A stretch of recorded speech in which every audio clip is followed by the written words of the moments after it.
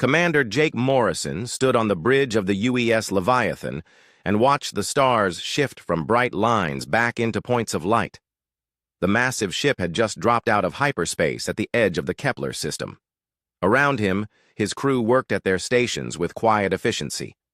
The bridge was huge, almost the size of a football field, filled with screens and control panels that glowed with soft blue light. The Leviathan was humanity's greatest achievement and its most terrible weapon.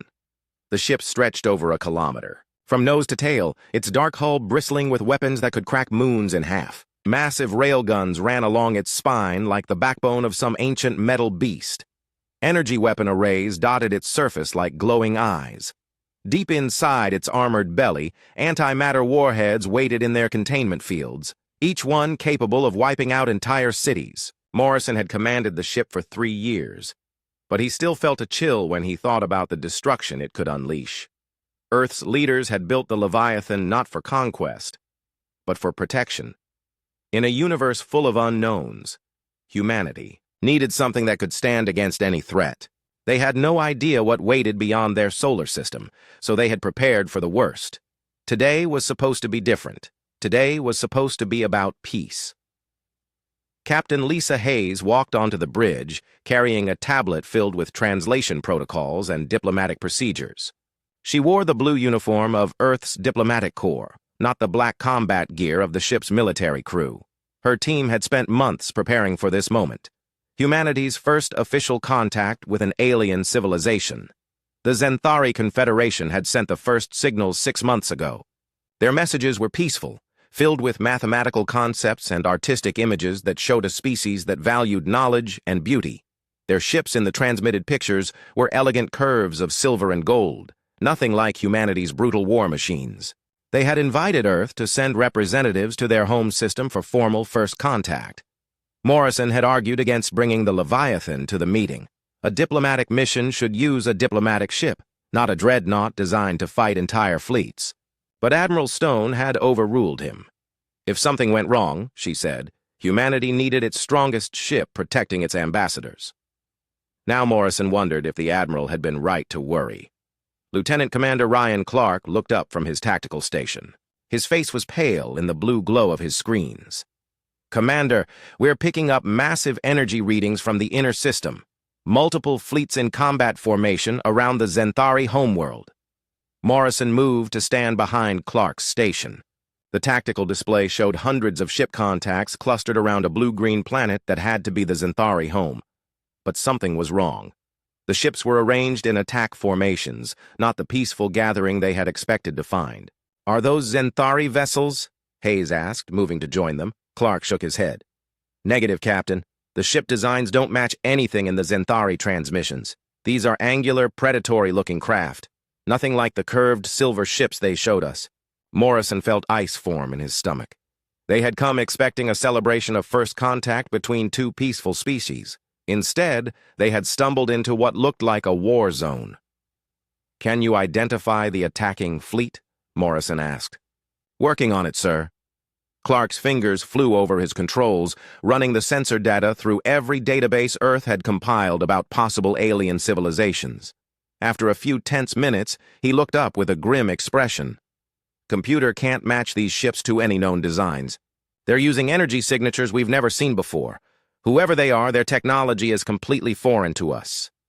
Hayes activated her communication equipment and began broadcasting on the frequencies the Zenthari had taught them to use. Her voice carried across space in multiple languages and mathematical concepts, asking for information about the situation.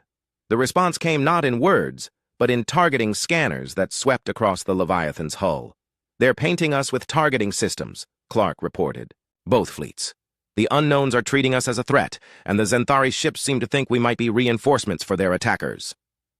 Morrison watched the tactical display update as more sensor information came in. The planet below was under bombardment. Bright flashes marked where energy weapons struck the surface. Orbital stations burned like falling stars.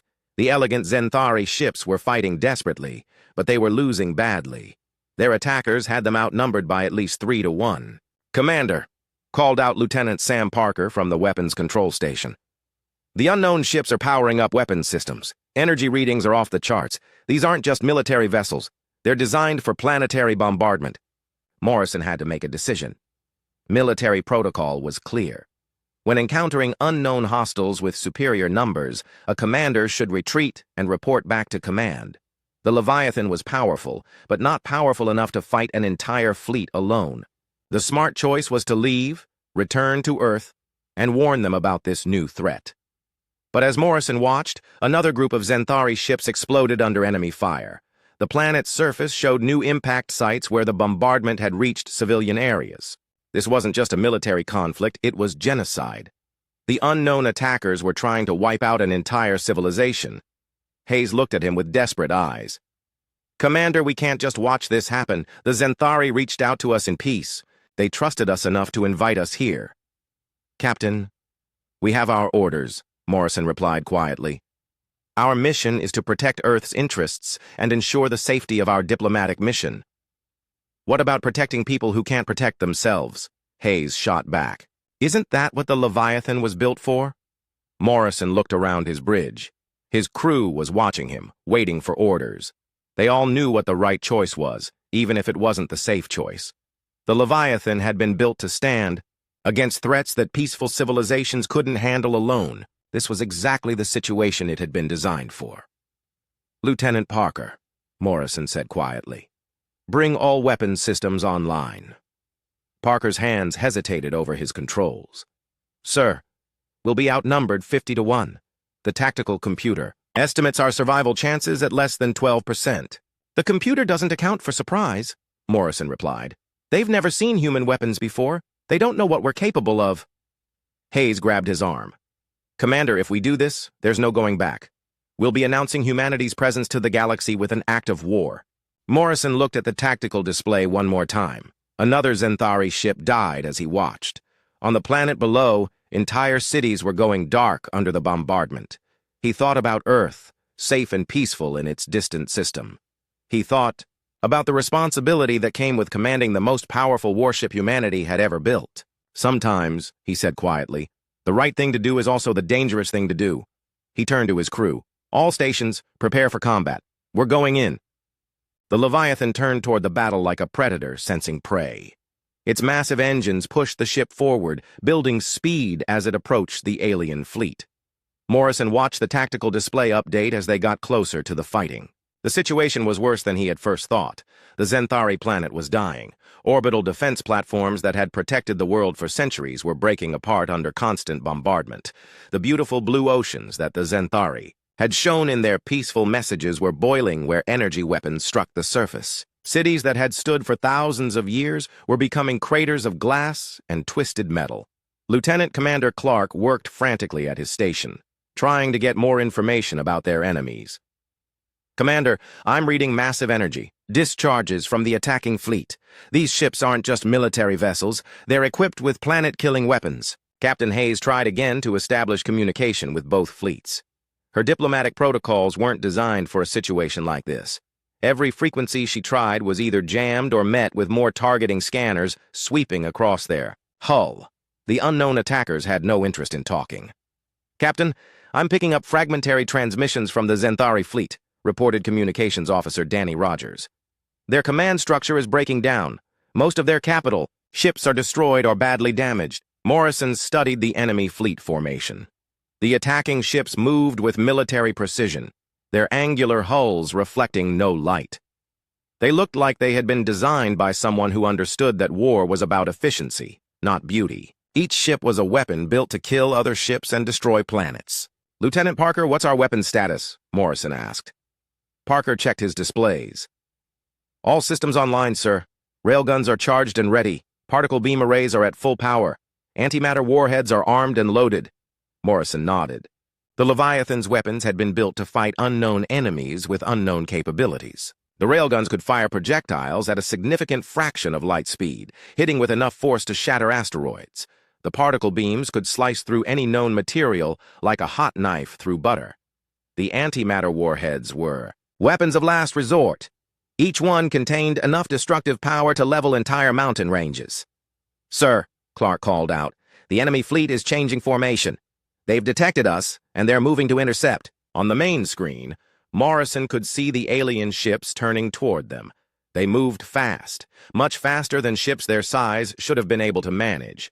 Their technology was clearly more advanced than anything humanity had developed. How many ships are we facing? Morrison asked. 43 combat vessels, Clark replied, plus support ships and troop transports. The flagship is massive, almost as large as we are. Morrison felt sweat on his palms. The Leviathan was designed to fight multiple opponents, but not this many. In every simulation, in every war game, humanity's strategists had assumed they would face enemies with similar technology levels. No one had planned for a fight against aliens with superior speed and numbers. "Commander," Hayes said quietly, "we still have time to withdraw. No one would blame us for retreating against those odds." Morrison looked at the tactical display again. The Zenthari ships were scattered and desperate, fighting a losing battle against an enemy that showed no mercy. As he watched, another group of elegant silver ships exploded under concentrated fire from the angular attackers. "No," Morrison said firmly. "We came here to make first contact with a peaceful species. We're not leaving them to die." The first enemy ships reached weapons range. Energy beams lanced out toward the Leviathan, but the human ship's shields absorbed the initial strikes. Morrison felt the deck vibrate under his feet as the shield generators worked to deflect the alien weapons. "Return fire," Morrison ordered. "Lieutenant." Parker pressed the firing controls, and the Leviathan's weapons came alive. The first railgun slug streaked across space at incredible speed, too fast for the enemy ship to dodge. The projectile struck the alien vessel's hull and kept going, punching completely through the ship from nose to tail. The enemy craft broke, apart in a shower of debris and escaping atmosphere. The alien fleet paused for a moment, as if surprised that the human ship could fight back effectively. Then they resumed their attack with increased intensity. More energy beams struck the Leviathan's shields. This time Morrison felt the ship shake harder. Warning lights flashed on damage control panels as the shield generators struggled to handle the incoming fire. "Shields down to 60%. Reported Chief Engineer Maria Santos from her station. "We can't take this kind of punishment for long." Morrison realized they needed to change tactics. Fighting defensively against superior numbers was a losing strategy. The Leviathan's best chance was to cause maximum damage as quickly as possible, hopefully making the enemy reconsider their attack. "All weapons, continuous fire," Morrison commanded. "Target their largest ships first." The Leviathan's particle beam arrays swiveled toward the enemy flagship. Beams of concentrated energy reached out across the darkness, striking the alien ship's hull and cutting deep into its structure. The enemy vessel tried to maneuver away, but the human weapons tracked it relentlessly. Parker launched 2 antimatter warheads at a cluster of enemy ships. The missiles accelerated quickly, their engines pushing them toward their targets while defensive systems tried to intercept them. One warhead was destroyed by enemy fire, but the second reached its target. The explosion was visible across half the solar system. Where 3 enemy ships had been flying in formation, there was now only expanding plasma and radiation. The shockwave from the antimatter detonation sent nearby alien vessels tumbling out of control. "Direct hit," Parker reported with grim satisfaction. 3 enemy ships destroyed, but more alien ships were closing in. The Leviathan was fighting well, but the numbers were still overwhelming. Energy beams struck the human ship's hull where the shields had failed. Armor plating glowed red-hot under the alien weapons, and sections of the outer hull began to melt. "Hull breach on Deck 7, Santos reported. "Emergency teams are sealing the compartments." Morrison watched his ship take damage while dealing destruction to the enemy fleet. This was exactly what the Leviathan had been built for, standing, alone against impossible odds, fighting to protect those who couldn't protect themselves. But even the most powerful warship had limits. Then something unexpected happened. The surviving Zenthari ships began to rally. Instead of continuing their desperate retreat, they turned and followed the human ship into the heart of the enemy. Formation. Their elegant vessels darted between the Leviathan's massive bulk like small fish following a whale, adding their own weapons to the battle. "Commander," Hayes called out excitedly, "I'm receiving transmissions from the Zenthari fleet. They're coordinating their attack with ours." Morrison smiled grimly. The aliens might not speak the same language, but they understood the universal language of mutual defense. Together, the human and Zenthari ships began to push back against their common enemy. The tide of battle was turning, but Morrison knew they had crossed a line they could never uncross. Humanity had announced its presence to the galaxy not with peaceful greetings, but with weapons that could destroy entire fleets. Whatever happened next, the universe would remember that Earth's children fought like the monsters of ancient legends. The battle raged for 6 hours. When the last enemy ship either fled into hyperspace or drifted as wreckage among the stars, Commander Morrison found himself staring at a transformed battlefield.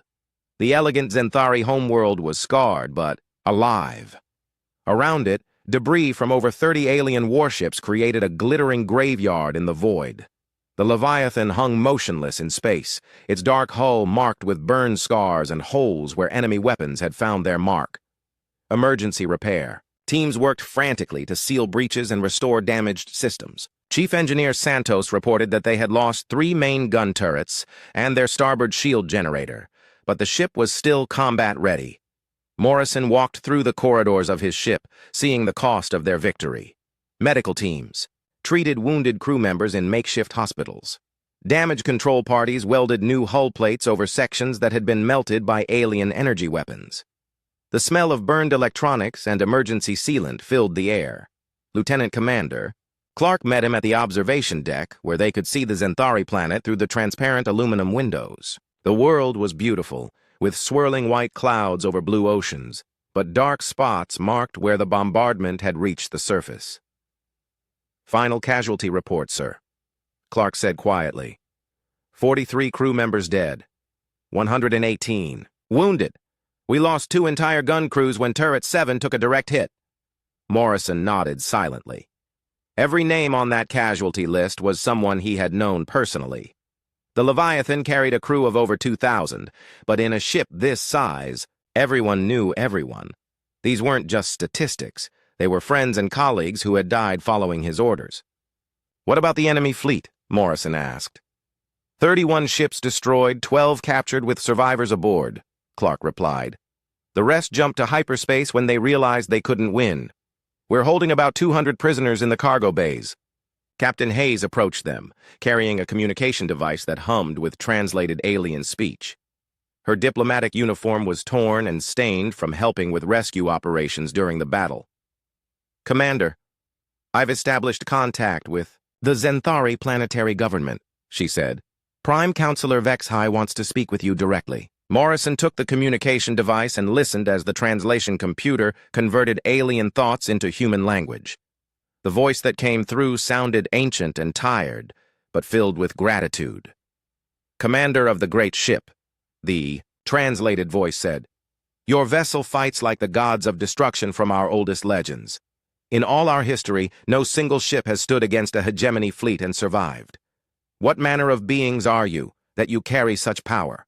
Morrison thought carefully before responding. His next words would define humanity's relationship with its first alien contact for generations to come. "We are humans from the planet Earth," he said slowly. "We came here seeking peaceful contact with your people. We fought because we couldn't stand by and watch genocide happen." There was a long pause before the Zenthari leader replied. "The hegemony has conquered hundreds of worlds. Their fleets are the terror of this region of space. Yet you defeated them with 1 ship. Are all your people warriors?" "No," Morrison answered honestly. "Most humans are farmers, teachers, artists, scientists. We built ships like this one because we were afraid of what we might find among the stars. We hoped we would never need to use them." Another pause. "Your hope has died today, human Morrison. Word of this battle will spread across the galaxy faster than your ship can travel. Every civilization will know that Earth's children possess weapons of unimaginable destruction." Morrison felt a chill that had nothing to do with the ship's environmental systems. He had been focused on the immediate problem of saving the Zenthari, but he hadn't considered the larger implications. By revealing humanity's military capabilities, they had changed the balance of power in this region of space. Dr. Elena Rodriguez joined them on the observation deck. The ship's xenobiologist had been studying the hegemony prisoners, trying to learn about their captors' psychology and motivations. Her findings were disturbing.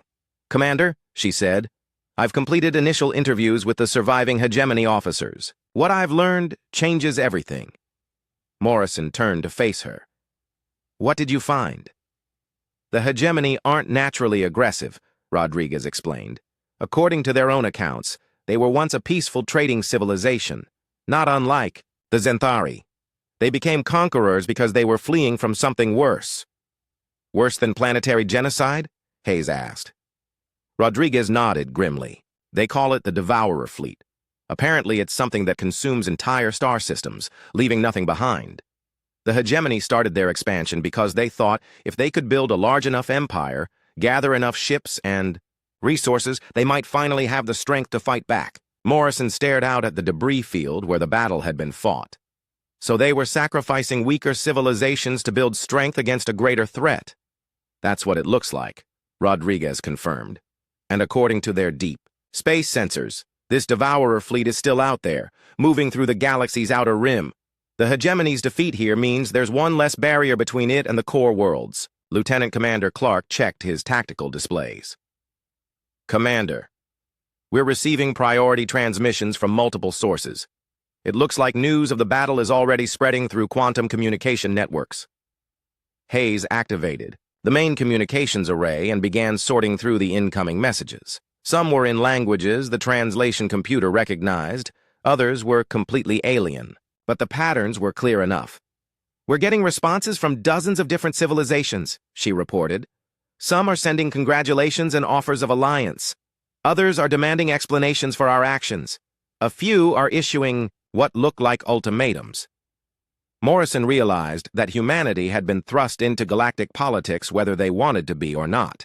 Earth had sent the Leviathan on a simple diplomatic mission, but they had returned as major players in an interstellar power struggle they barely understood. Sir, called Communications Officer Rogers from the bridge, we're receiving a priority transmission from Earth Command. Admiral Stone wants a full report immediately. Morrison could imagine how that conversation would go. Earth's leaders had approved a peaceful first contact mission. Instead, they were getting reports of humanity's most powerful warship fighting a battle that would reshape interstellar relations for decades to come. Commander, Hayes said quietly, we need to decide what we tell Earth about all this. Our actions here will determine how humanity approaches the galaxy going forward. Morrison looked out at the scarred but surviving Zenthari world. They had saved millions of lives today, but at the cost of humanity's anonymity and safety. Earth could no longer hide behind the vast distances of space. They were part of the galactic community now, whether they liked it or not. We tell them the truth, Morrison decided. We came seeking peace, but we found a galaxy at war.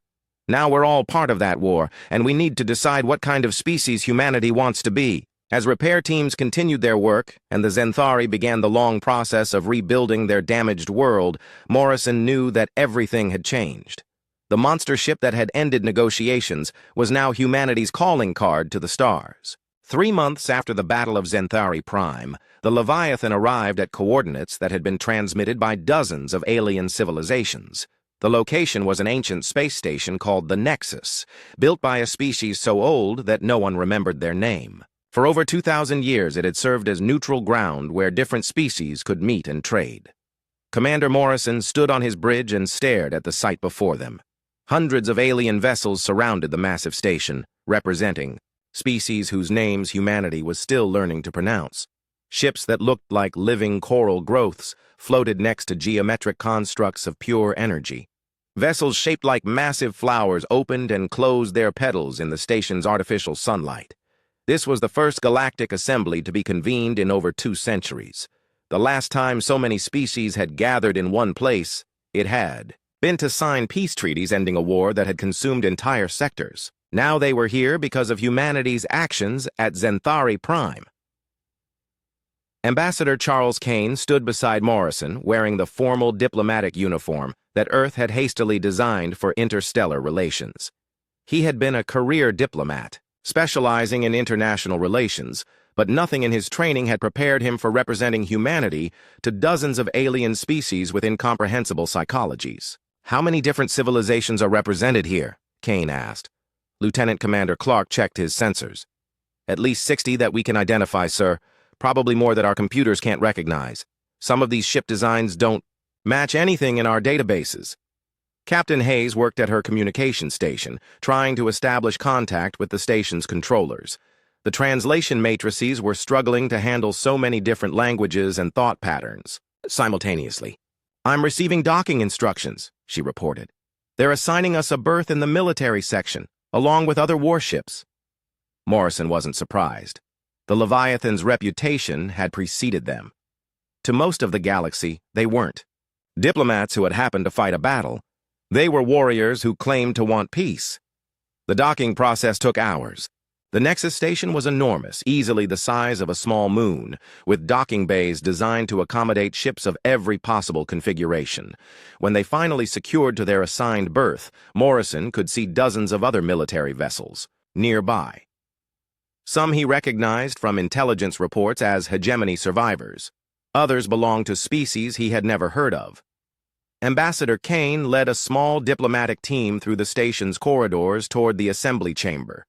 The artificial gravity felt strange, slightly heavier than Earth normal, and the air carried scents from dozens of different worlds.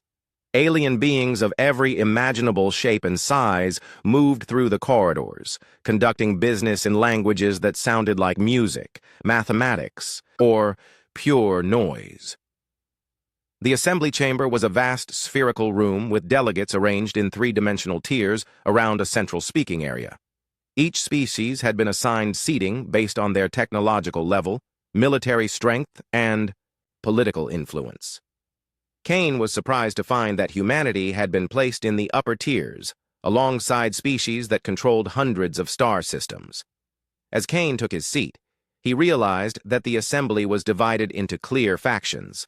On one side sat species he recognized as former hegemony victims, the Zenthari, along with others whose worlds had been attacked or conquered. They were looking at him with something that might have been gratitude. On another side sat the hegemony, survivors, their angular forms radiating hostility even through their environmental suits. Their delegate, Admiral Korthvar, was one of the officers who had escaped from Zenthari Prime. Most concerning was the third faction, dozens of species that seemed to view humanity with suspicion and fear. These were civilizations that had never been threatened by the hegemony, but were now worried about the new military power that had appeared in their galaxy. The assembly was called to order by Elder Korth of the Sivari hive mind, a species that had served as neutral mediators for over a millennium. The Elder's translated voice filled the chamber through quantum resonance fields. "We gather today because the balance of power in our galaxy has shifted," Elder Korth announced. "A new species has revealed weapons of unprecedented destruction. We must decide how to respond to this development." Ambassador Kane felt the attention of hundreds of alien minds focus on him. He had prepared for this moment during the long journey to the Nexus, but facing so many unknown species was still overwhelming. Admiral Korthvar spoke first, his translated words carrying barely controlled rage. "The humans committed genocide against my people. They destroyed 31 ships and killed thousands of hegemony personnel without provocation or warning." Kane stood to respond. "We intervened to stop the bombardment of a peaceful world. The hegemony fleet was committing genocide against the Zenthari people." "You had no authority to interfere," Korthvar replied. "Humanity is not part of any galactic treaty or alliance. Your actions were those of aggressive invaders." Prime Counselor Vex High of the Zenthari rose from his delegation's seating area. "The humans saved my world and my people. Without their intervention, billions would have died. How is protecting the innocent an act of aggression?" The chamber erupted in a cacophony of translated voices as dozens of species began arguing simultaneously. Some supported humanity's actions, others condemned them. Elder Korth used harmonic resonance to restore order, but the divisions in the assembly were clear. Speaker Zenthal of the Corvan Republic, representing one of the galaxy's major powers, addressed Kane directly. "Your species possesses weapons that can destroy entire fleets. Your single ship defeated forces that had conquered hundreds of worlds. How can smaller civilizations feel safe knowing such power exists?" Kane had anticipated this question, but the answer wasn't easy. "Because peace isn't the absence of the ability to fight," he said carefully. Peace is the choice not to use that ability except in defense of those who cannot defend themselves. Noble words, replied Matriarch Veltar of the Astiran Collective. But words are not guarantees. What happens when your species decides that other civilizations are too dangerous to exist? Who will stop you? Kane felt the weight of the question. How could he prove that humanity would use its power responsibly? How could any species make such a guarantee? We propose the establishment of monitoring stations in human space, announced Coordinator Hexanon of the Trilaxian Union. If humanity truly seeks peace, they will accept permanent observers to ensure their military forces are used only defensively. Kane shook his head. Earth will not accept foreign military observers in our territory. That's not negotiation. It's surrender of sovereignty. The argument continued for hours. Some species demanded that humanity share its weapons technology with everyone to restore balance. Others wanted restrictions placed on human military operations. A few suggested that Earth should be quarantined until its intentions could be verified. During a recess, Kane met privately with several key delegates. The conversations were difficult, conducted through translation systems that couldn't convey emotional nuance. But gradually, patterns emerged. The galaxy was more fragmented than Earth's intelligence had realized. There was no central government, no unified military command. Instead, dozens of species and alliances competed for resources, territory, and influence. Humanity's demonstration of military power had upset carefully maintained balances that had kept the peace for centuries. Captain Hayes found Kane during another break in the proceedings. Ambassador, we've been analyzing communication intercepts from the various delegations. At least 12 different species are attempting to reverse engineer hegemony wreckage to develop weapons capable of challenging us. Kane felt his stomach drop. They're starting an arms race? It looks that way, Hayes confirmed. And some of the more militaristic species are forming new alliances specifically to counter the human threat. When the assembly reconvened, Elder Korth announced the formation of 3 official factions. The Liberation Coalition, led by species like the Zenthari who had suffered under hegemony oppression, formally welcomed humanity as protectors of peaceful civilizations. The Containment Alliance demanded strict controls on human military operations and the establishment of buffer zones around Earth space. Most ominously, the hegemony remnant announced their intention to rebuild their forces and seek justice for their losses at Zenthari Prime. As Kane prepared to address the assembly one final time, he realized that humanity had been thrust into a position it never wanted. Earth's leaders had sent him to make friends, but instead, he was helping to organize the galaxy for war. We came to the stars seeking knowledge and friendship, Kane told the assembled delegates. We found a galaxy where genocide was acceptable, as long as it served a greater purpose. We chose to act according to our principles, knowing the cost. He paused, looking around at the hundreds of alien faces watching him. Humanity will not surrender its right to defend itself or others who cannot defend themselves. But we're willing to work with any civilization that shares our commitment to protecting the innocent. As the assembly began voting on various resolutions and treaties, Kane wondered if they had just made humanity's situation better or the truth came from the most unexpected source. Admiral Korthvar, the hegemony officer who had sworn vengeance against humanity at the Galactic Assembly, requested a private meeting with Commander Morrison aboard the Leviathan. The alien admiral arrived alone, his angular form barely fitting through the ship's corridors designed for human proportions. Morrison met him in the ship's secure conference room, with Captain Hayes and Dr. Rodriguez present as witnesses. The translation system struggled with the hegemony officer's emotional state, converting his clicks and harmonics into human speech that carried undertones of desperation and fear. Human Morrison, Korthvar began, I have come to speak of things. That will change how you see this galaxy. My people were not always conquerors. Once we were builders of beautiful cities and composers of mathematical symphonies. Morrison waited patiently. The hegemony admiral had lost 31 ships under Morrison's guns, and every word he spoke now was costing him tremendous pride. We became monsters because we fled from something worse, Korthvar continued. Something that makes your terrible weapons look like toys wielded by children. Dr. Rodriguez leaned forward. You mentioned this in your interrogation sessions. You called it the Devourer Fleet. Korthvar's translated voice dropped to what might have been a whisper. They do not conquer worlds, human doctor. They consume them. Not just the life, not just the matter. They consume the very fabric of space itself. Where they pass, there is no debris, no radiation, no empty void. There is simply nothing. Morrison felt cold creep up his spine.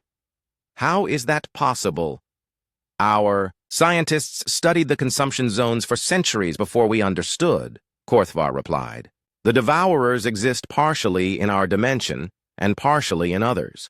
When they feed, they convert matter and energy into something that exists in a different framework of reality. To them, our entire universe is food. Hayes checked her communication. Equipment. Are you saying they're coming here? They have never stopped coming, Korthvar said. My people thought if we could build a large enough empire, gather enough ships and resources, we might finally have the strength to fight them. Instead, we only fed them more worlds to consume. Morrison activated the ship's long-range sensors and began scanning the galactic rim. How much time do we have? Korthvar consulted a device that looked like living crystal. Our deepest space monitors detected the consumption wave 3 cycles ago.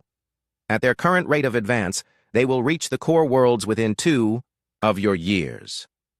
Dr. Rodriguez pulled up star charts on the room's main display. Show us their path. What, Korth?